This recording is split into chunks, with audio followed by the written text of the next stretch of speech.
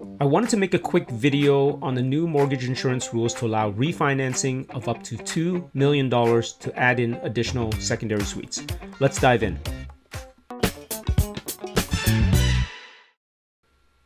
Okay, so we're going to jump right into it. So this week there was a big announcement from the federal government. They intend to release details for lenders and insurers to offer a new insured mortgage refinancing product effective January 15th, 2025. So let's go over the details, and then I'll tell you how I think this will affect single-family homes in Canada and ultimately what this means for you. Now, to be clear, I don't want to make this political. As a matter of fact, I don't think this, along with other federal housing policies, are good long-term solutions for our housing crisis. I think these measures will simply make housing more unaffordable in the long run. However, that doesn't mean that you can't use these policies to create more housing that we need and generate wealth for yourself. So we want to give you the information as it's presented and provide my opinion on how you can use this to your advantage. With that out of the way, let's get into the details. Firstly, this will apply to all borrowers seeking mortgage insurance in Canada to add more units. The criteria will be that they must already own their properties, be occupying the unit themselves or is occupied by a close relative, intend to construct additional units, and not use the additional units for short-term rentals. It is available for insured refinancing for the purposes of building additional units. The new units must be legal and fully self-contained, meet zoning requirements, and be permitted. So this includes basement suites, other internal units, garden suites, and laneway suites. It can have a maximum of 4 dwelling units, including the existing unit. The maximum property value limit after the improvement of the eligible residential property against the secured loan must be less than $2 million. The maximum loan-to-value limit is up to 90% of the property value, including the value of the secondary suites in combination with any other outstanding loans secured by the property. The maximum amortization period is 30 years. And finally, any additional financing must not exceed project costs. Okay, so those are the items they have outlined thus far. I'm sure there will be more information in the coming weeks and months. This initiative builds on top of the new Canada Secondary Suite Loan Program, which enables homeowners to access up to $40,000 in low-interest loans to add in secondary suites. So what does this all mean?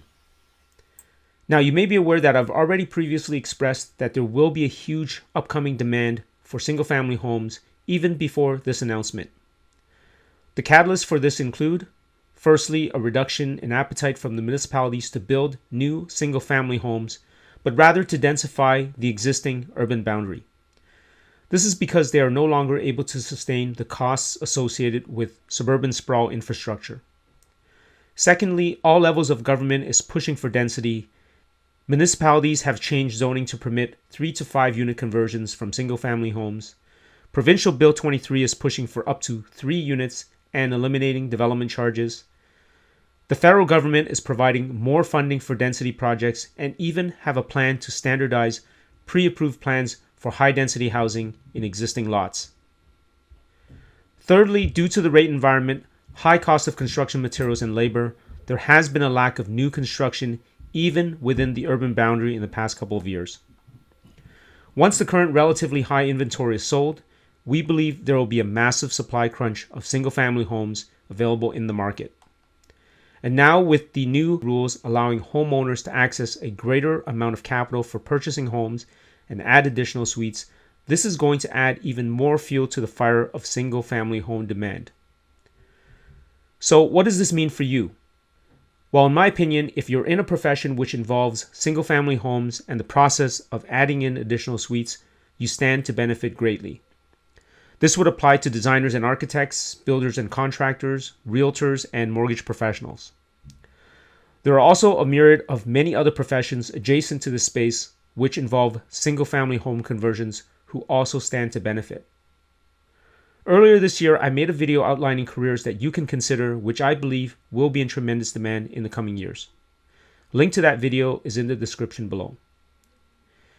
Now, if you're a homeowner of one or more single-family properties that have the potential for a conversion, I believe you stand to benefit from the demand and there's a good chance your property value will increase. If you don't currently own a single family property, now is the time to seriously consider it if you're able to qualify.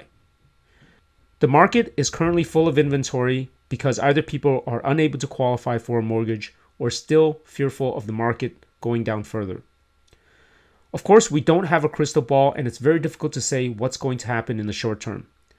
But in the long term, I interpret the data as being very positive for the single family property market. I made a video about this a few weeks ago. You can check that out in the link also in the description.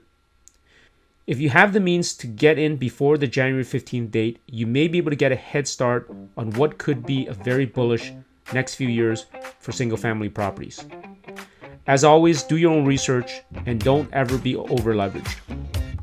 Let me know what your thoughts are and if this is going to be a catalyst for the real estate market and in particular single family homes. That's all I have for now. Thanks again for watching and we'll see you in the next video. To learn more about the Max Suite strategy, download our free guides at suiteeditions.com and get started. And if you enjoyed this video, here's another great one for you.